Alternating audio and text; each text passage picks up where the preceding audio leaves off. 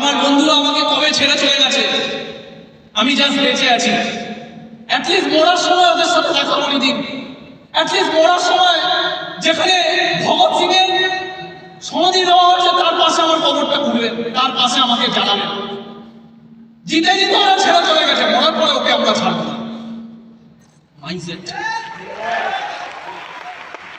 কি ভালোবাসা, এটা আমাদের দেশ করে এই দেশ থেকে বেরিয়েছে তারা।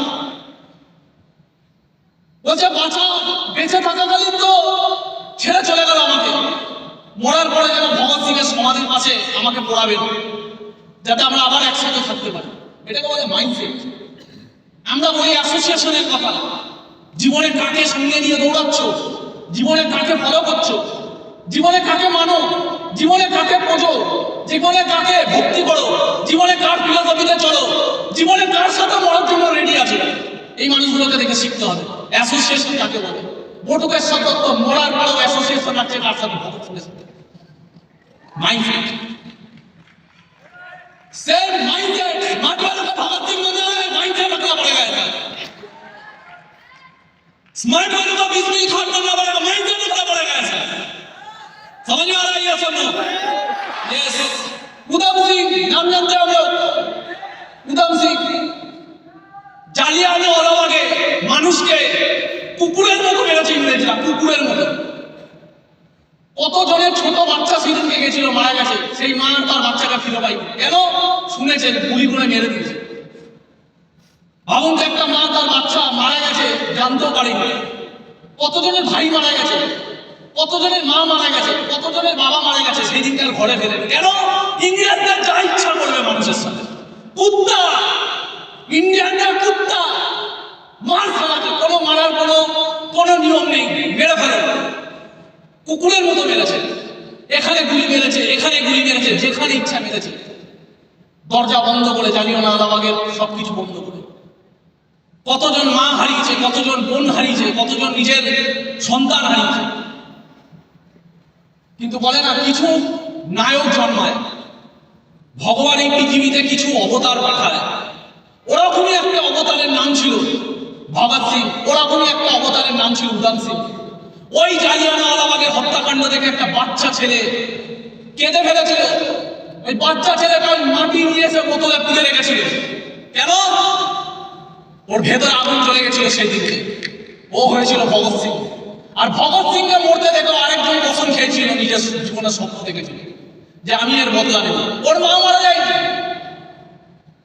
ওর বোন মারা যায়নি, কিন্তু এই দেশটাকে ও নিজের মনে করেছিল। ওর ভেতরে ওই ডাক ছিল যে আমি কিছু করে দেখাবো। 21 বছর 21 বছর 21 বছর মাইন্ডসেট ভাই। 21 বছর শুধুমাত্র খুঁজেছে যে আমি আমার দেশের বদলা নেব, শুধুমাত্র একটাই লক্ষ্য। 21 বছর 21 বছর বারবার ইংরেজদের কাছে ধরা পড়েছে, বারবার ওকে রক্তাক্ত করেছে, বারবার ধরা পড়েছে, বারবার রক্তাক্ত করেছে। 21 বছর 21 ইয়ার্স। মানুষ বলে যে দাদা হচ্ছে না, 21 বছর ভাই, 21 বছর পাগলামি কাটতে বলে। 21 বছর একটাই স্বপ্ন, একটাই টার্গেট, জেনারেল ডায়ারকে মারবো, একটাই টার্গেট।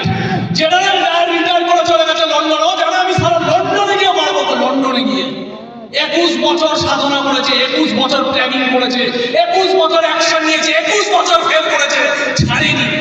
ও জানে আমি যতদিন এই পৃথিবীতে পাচ্ছি একটাই লক্ষ্য, জেনারেল ডায়ারকে মারবো। কথাগুলো বোঝা যাচ্ছে?